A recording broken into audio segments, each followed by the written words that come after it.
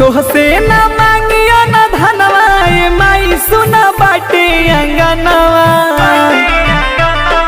ए माई तोहसे ना मांगियो ना धनवा ए माई सुना बाटे अंगनवा दे दिए गो गोदी में ललनवा ए माई सुना बाटे अंगनवा दे दिए गो गोदी में ललनवा ए माई सुना बाटे अंगनवा।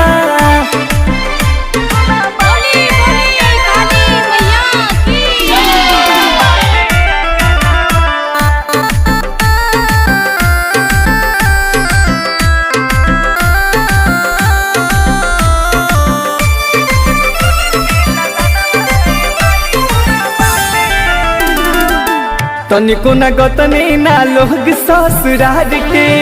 बाझन कहे लोग गहुआ जवार के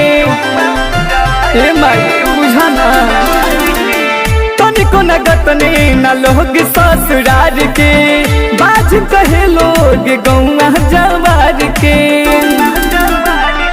बाझन के मिटाई दे नमवा ए माई सुना बाटे अंगनवा बाझन के मिटाई दे नमवा ए माई सुना बाटे अंगनवा दे दिए गो गोदी में ललनवा ए माई सुना बाटे अंगनवा दे दिए गो गोदी में ललनवा ए माई सुना बाटे अंगनवा।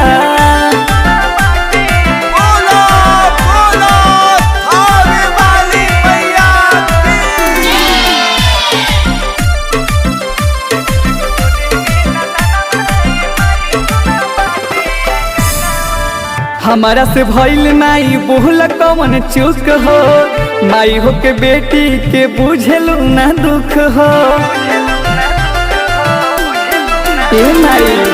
हमारा से भइल माई बोला कवन चूक हो माई हो के बेटी के बुझलू ना दुख हो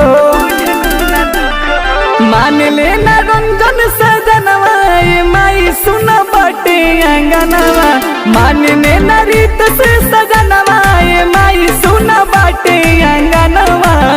दे दिए गो गोदी में ललनवा ए माई सुना बाटे अंगनवा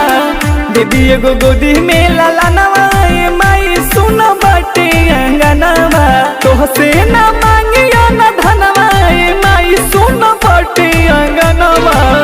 दे दिए गो गोदी में ललनवा ए माई सुना बाटे अंगनवा दे दिए गो गोदी में ललनवा ए माई